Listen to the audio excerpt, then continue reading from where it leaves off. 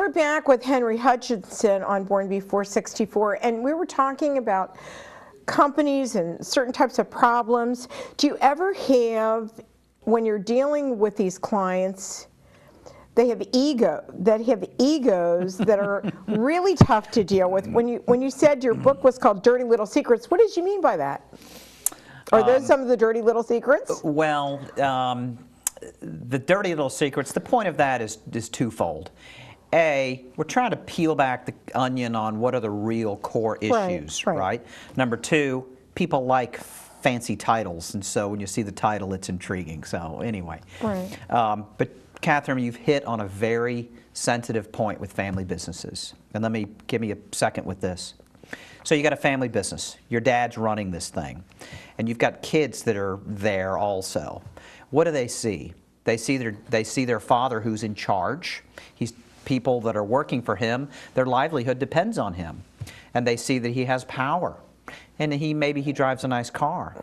They will start to develop and can start to develop a sense of entitlement. Or jealousy, maybe? The kids won't have jealousy. They think, well, that's my dad. I'm part of my dad. I'm important too. I'm powerful too. I'm smart too because I'm related to him, which is actually not true. People are good on their own merits and their own strengths and their own weaknesses. And a lot of the disease that goes on in family businesses is a sense of entitlement. My dad runs this business, and therefore it's going to come to me, and I'm going to get this power, and I'm going to be in charge, and I will be inherently good at it because my last name is his last name. My grandfather was Olin Mills. Does that make me a great photographer? No. Doesn't make me, I'm a terrible photographer. Right. But that's a lot of what goes on in family businesses. Well, you know what I found when I was in a family business with my mother was that her way of thinking and my way of thinking, when she wanted me to take over, I mean, we would do this all the time. And finally, she listened to me when we had a problem with the Labor Department, and I had to deal with the Labor Department. There was then more respect for the situation, because I talked the Labor Department into not finding us as much as she, you know, that she thought they were going to do. And then I started slowly changing, computerizing the assisted living homes and stuff like that. And it was hard because my mother was a matriarch. And what do you do with that, you know, if they don't want to retire? It's true. Somebody's running the family business. They've been doing it a long time, and they've had some success. And they've seen what works, and they've seen what doesn't work. Number one. Number two, it becomes a part of who they are, right? If I'm not the president of Acme Incorporated, then who am I? I'm just John Smith or Nancy Smith. I lose my identity. Their identity gets wrapped up in being that person running the company. Number three, their children, despite the fact that they may be 30 or 40 or 50 years old, are still looked at as children. So what happens is that the ideas of the next generation can be dismissed. Why? Because I've seen that before and it didn't work. And if I hand over that power, then I lose some power, and now I lose my identity. And you're my kid, and I don't have full faith in you. And so, yes, it is hard for the owner, the current owner of a family business, to kind of start letting some of that go. And that's a lot of the work. Everybody's focused in on, can we get the next generation ready? And that's important. That's very important. That's certainly step number one. But step number two, which is many times overlooked, is that can the current generation actually let go of some of that and let go of some of the reins? And by the way, 9 times out of 10, the next generation, if they're qualified and if they're good and so on and so forth, they take the company to the next level. It's just hard for the current generation to let them have that power. And if she wouldn't have gotten married again after my dad passed away, I probably would have had a nervous breakdown. Seriously. Because she did let me have it. She did let me run it, which in the end I had to have licensing and a lot of other things that had to come into it. And I didn't have the experience. That was the funny part about it. it was just kind of dumped on me. And that's what happens with family businesses. It's kind of the good and the bad.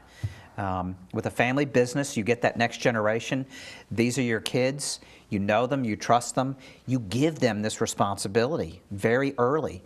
And that's one of the reasons that makes family businesses outperform non-family businesses.